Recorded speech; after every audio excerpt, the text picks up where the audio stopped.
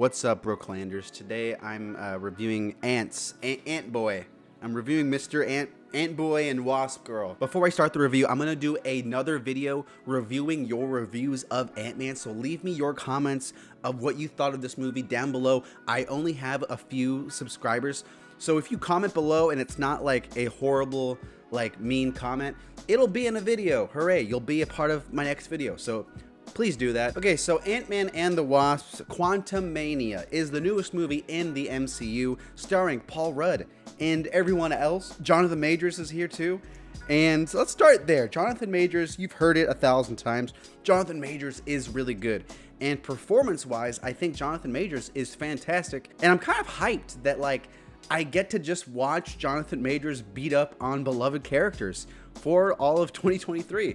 That sounds like fun. And I think the best part about Kang that works really well is kind of that mystique around him and that mystery, the implications of what Kang can be later on in the MCU.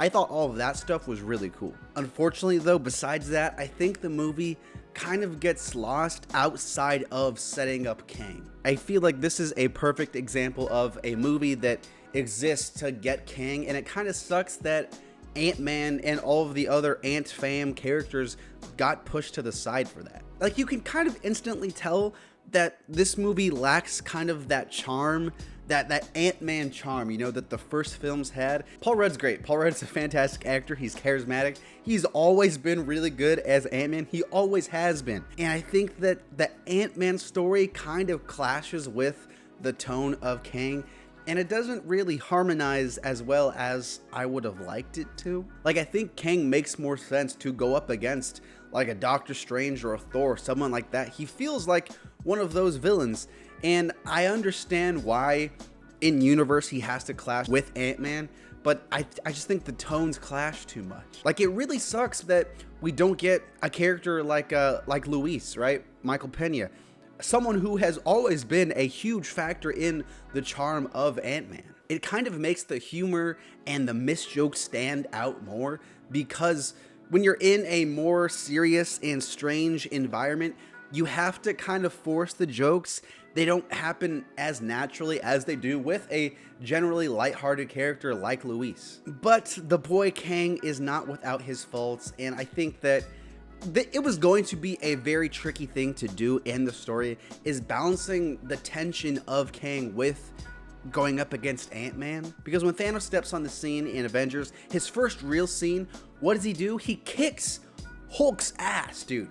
That scene is so important because we all know how strong Hulk is, and that scene shows us Thanos can freaking just whip this dude like cream. Here though, we get Kang, we get the rebel Kang, the Conqueror. We get that guy. He's getting pieced up by the Ant fam. What the heck, dude? He kicks Ant-Man's butt, but going up against Ant-Man and the Wasp and Antz, he doesn't do that good. If he can't do that good up against them, when you throw Ant-Man, Spider-Man, Doctor Strange, Thor, the Guardians, everyone under the moon, Wong, he's either gonna just get clapped, or more realistically, they're just gonna give him a insane power buff. Yeah, that was kind of a bummer. One thing I will say though is that they brought back Corey Stoll as Yellow Jacket, but now he's MODOK.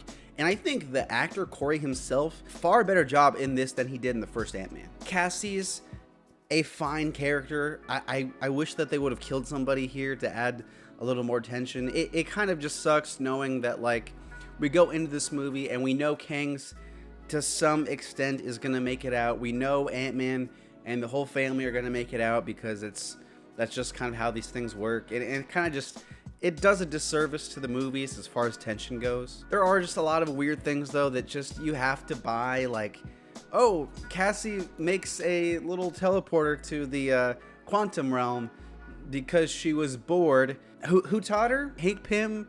Hope? Nope. They were all blipped. Wikipedia, probably. Yeah, so to pretty much summarize my thoughts on this movie, Kang is great. Jonathan Majors is great. I think it's a bit of a bummer that Ant-Man didn't get to shine and have that Ant-Man charm. I respect them for trying to make the tone a little more serious and things like that, to add more stakes, but I just don't think that it necessarily worked as well as they probably hoped it would have. Social media and TikTok were like hyping up this, oh, there's this crazy mind-blowing Kang scene. Oh my God. There's not. I don't know what they're talking about. Either I'm way too desensitized, or they've never seen movies that aren't Marvel. That's about it.